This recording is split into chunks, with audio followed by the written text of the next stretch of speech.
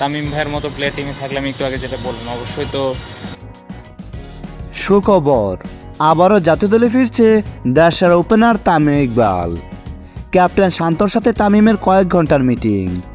শান্তর চাওয়াতে জিম্বাবুয়ে সিরিজে আবারও জাতীয় দলে ফিরছে তামিম। এশিয়া কাপ বিশ্বকাপ দলে জায়গা না পেয়ে রাগে জাতীয় দল থেকে সরে গিয়েছিল তামিম। বলেছিল হাতুড়ু থাকতে আর কখনোই ফিরবে না জাতীয় দলে। বিসিবি বস পাপন কয়েক দফা বৈঠক করেও ফেরাতে পারেনি তামিমকে। পাপনের পর এবার শান্ত চেষ্টা করছে তামিমকে ফেরাতে। গতকাল ডিপিএল ম্যাচ শেষে তামিমের সাথে প্রায় 1 ঘন্টা গোপন মিটিং করেছে শান্ত। সাধারণ কোনো মিটিং হলে হয়তো 1 ঘন্টা সময় লাগতো না কখনোই। তামিমের সাথে মিটিং শেষে শান্তকে দেখা যায় বিসিবির কয়েকজন কর্তার সাথে কথা বলতে। শোনা যাচ্ছে তামিমকে ফেরাতে বেশ শক্ত অবস্থায় আছে শান্ত। বাংলাদেশ দলের বাজে সময়ে তামিমকে অনেক প্রয়োজন। সেই লক্ষ্যে রাগ ভাঙাতে 1 ঘন্টা মিটিং করেছে শান্ত।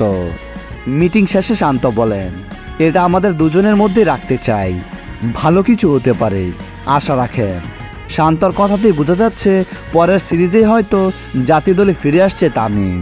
প্রিয় দর্শক, তামিমকে জাতীয় দলে দেখতে কে কে চান জানিয়ে দিন কমেন্ট করে আপনার মতামত।